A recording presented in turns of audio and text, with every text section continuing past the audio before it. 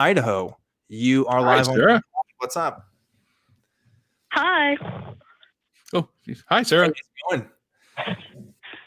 What? What's up? What's up? What do you want to talk about? So that last caller brought up some very fun memories of therapy for me from when I was first in for psychosis, and the whole idea of like reality and whatnot, and the fact that 6 years later, I'm still not fully convinced that literally anything is real, and not just a part of like my mentally ill brain. Mm-hmm. Well, this I would is Sarah, say like Unholy Sara, if you didn't get that.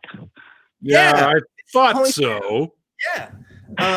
So I would say there's an argument to be made that the psychic experience, I say psychic, I mean in the psyche, not like mind control. Like the psychic experiences that we have are a part of our reality on some level. So you could say that they are real, but I know that's not what you mean. I think you're espousing this idea that there's like an objective reality outside of like our mind senses. And so you're kind of wondering, how do we get that if we're kind of stuck in a brain, right?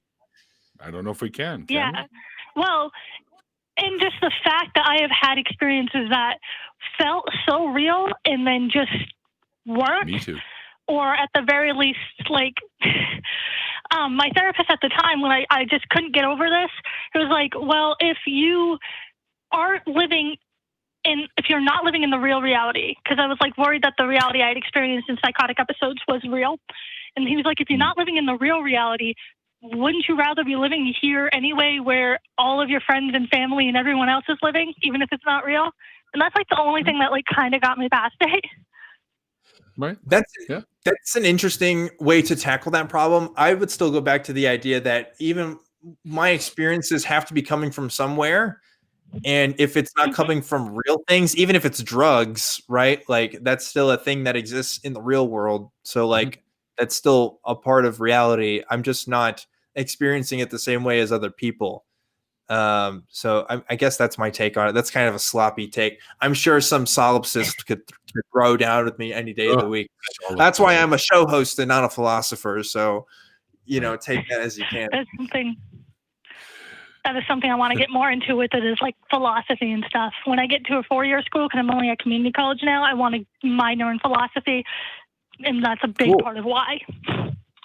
Cool. Yeah, it is interesting. And you being a woman in philosophy is a good thing, because that we need more of those. That's for sure. That's true, I guess. Yeah, I encourage that. Well, Sarah, I don't know. I can't probably convince you that we're, out as Matt famously debated with Cy at 10 Brugenkate. We're not brains in vats, right? Like I don't know if there's a way that can possibly satisfy all conditions to convince you otherwise. But you do have experiences. What's so interesting about it? You can make predictions with your experiences, and you typically can't do that with like dreams and drugs and kind of with drugs, but not as controlled. So like that's something to look into. I think reality can be defined as the principles by which we can make predictions.